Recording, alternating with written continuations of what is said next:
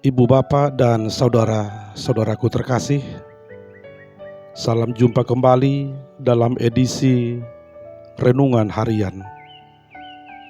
Dan mari Bapak Ibu, kita dengan sungguh-sungguh bersekutu dengan firman Tuhan. Dan untuk itu mari kita satukan hati dan pikiran kita.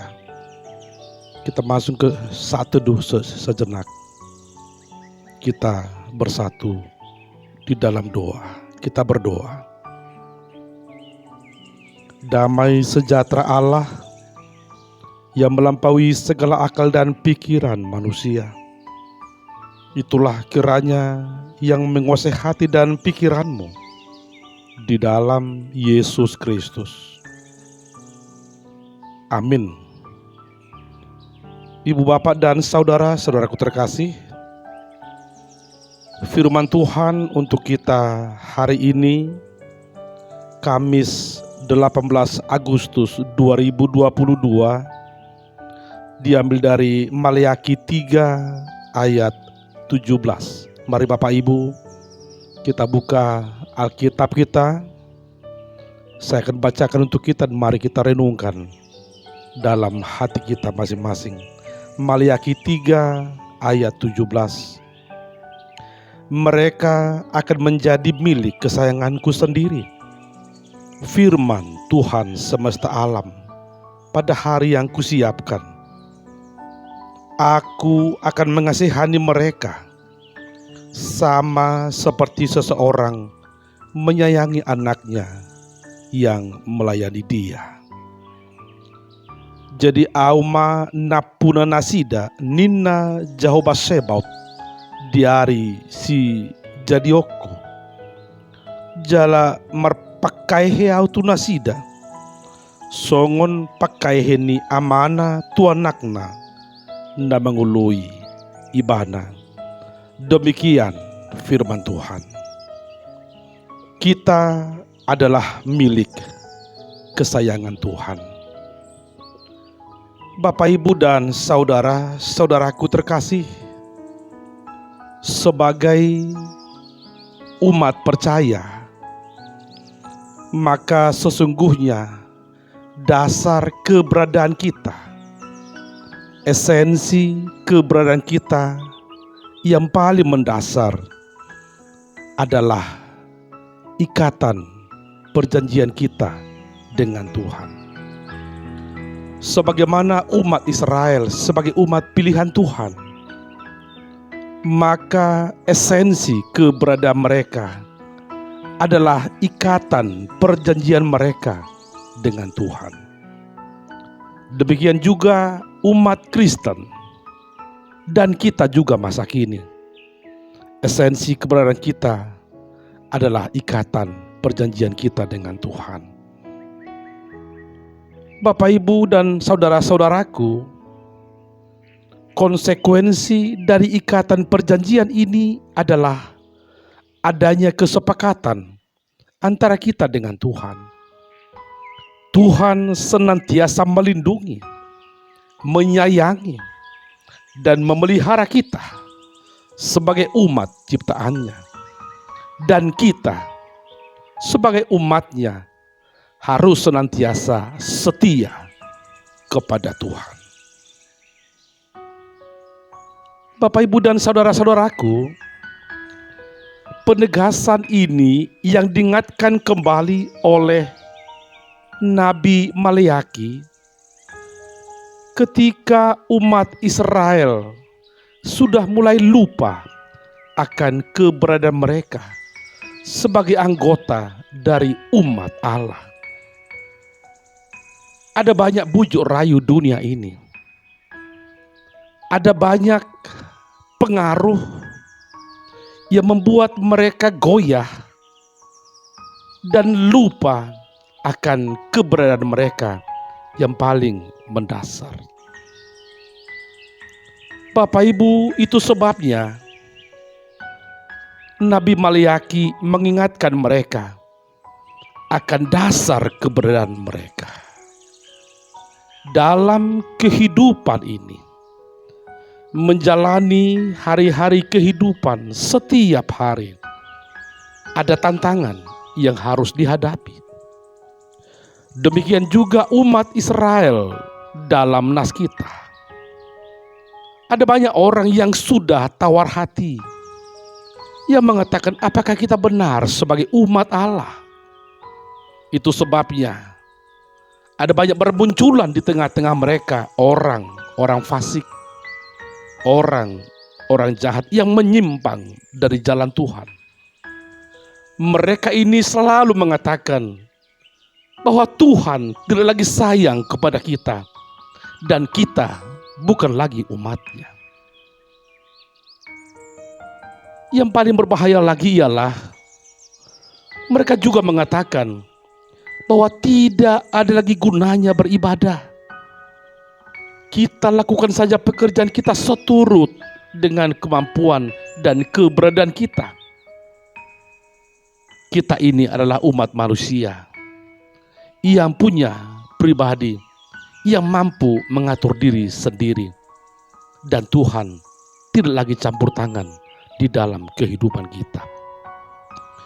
Itu sebabnya dalam nas kita boleh melihat adanya perseteruan antara orang-orang benar dengan orang fasik. Dan Nabi Maleaki menegaskan bahwa pada waktunya, pada hari yang Tuhan siapkan, akan terlihat dengan jelas bahwa orang benar akan beroleh kemenangan. Kemenangan terakhir bagi orang benar, sebagaimana judul menurut LI. Kemenangan terakhir bagi orang benar ini ialah ketika Tuhan menunjukkan kasih sayangnya kepada manusia. Bapak, Ibu, dan saudara-saudaraku,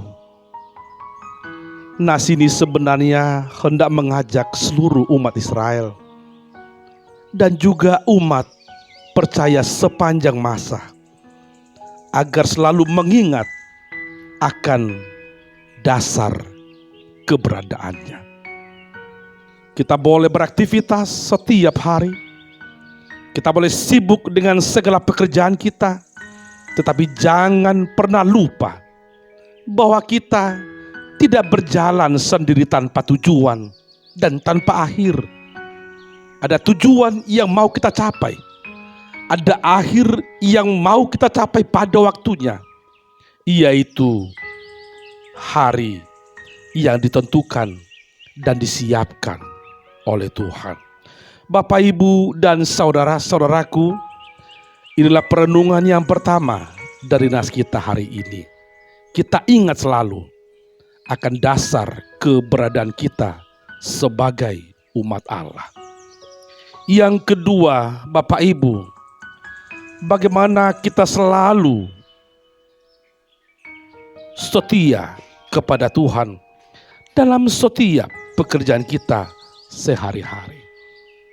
Setia kepada Tuhan itu artinya kita melakukan setiap pekerjaan kita seturut dengan kehendak Tuhan.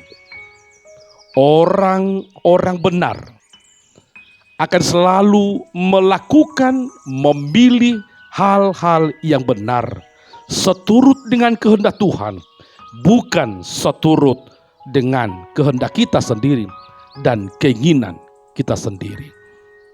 Bapak, Ibu, betapa pentingnya kita selalu mengevaluasi diri.